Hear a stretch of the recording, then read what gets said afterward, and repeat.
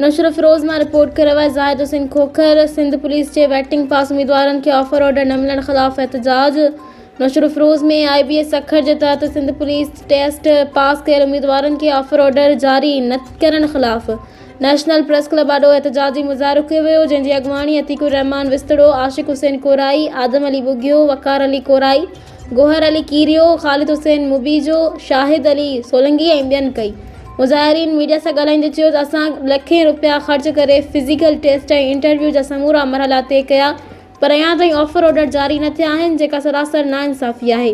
उन्हनि वधीक चयो त केतिरा ई महीना गुज़री विया आहिनि, पर सिंध हुकूमत ऐं वास्तेदार इदारा को बि जवाबु ॾियण लाइ तयारु न आहिनि, जंहिं सबबु उम्मीदवार शदीद परेशानी में मुब्तला आहिनि।